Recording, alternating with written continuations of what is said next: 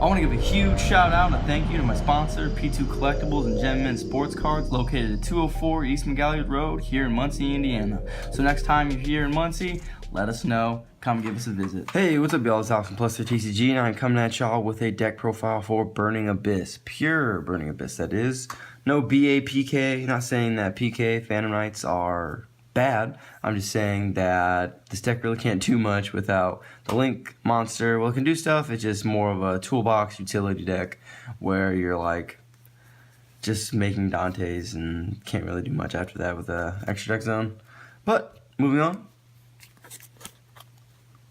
into the deck profile, pretty standard as far as BA lineup. Well, except for a couple monsters. 3 Skarm, 3 Farfa, 1 Graph, because, I mean, you can only play 1. 1 Sir. 1 Alec. The effect isn't as irrelevant, it's just the name. But it does come up sometimes. So does the Barbar effect. This effect comes up sometimes, the choosing 1 Burning Abyss card. If I'm deck and putting it on top, that comes up sometimes. Calcab, sometimes. The popping a set card. Libic, hardly ever coming in play. Rubik doesn't have one, but it's just there for the tuner. And then the 3 Fiendish Rhino Warrior. Thinking about cutting this down to 2. But having the utility is really nice. And then the 2 Vanity's Fiend, because it's really easy to summon in this deck. 2 Gamicio, because until Masterpiece is gone, this is a really good out. And then the hand traps, Maxi and Ash Blossom. Pretty standard monster lineup, I would like to think, minus the Gamicios and some of the BAs. But for the starting cards, we are playing Foolish Burial, so we can utilize more of the effects in the deck. 3 Allure, because it just goes with the deck very well. 2 Pot of Desires. Also, like, it's very easily playable in this deck because once you get out Graph and Sir and like 1 Skarm, you're alright. 2 Twin Twisters to wrap up the spells. 2 Searchable Traps. This comes up more often than this, so if anything I could potentially see putting this up to 2, but I haven't resolved either enough times to put them at 2.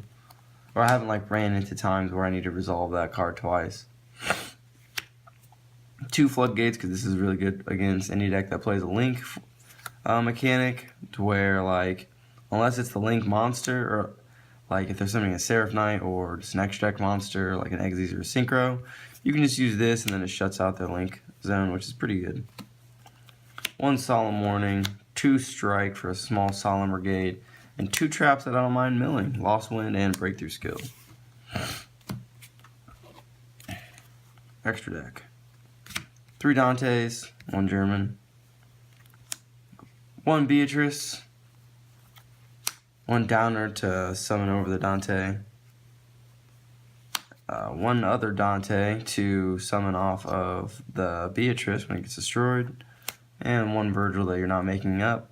Or you're not making very much, not making it enough, but it is fun for like casual play and whatnot.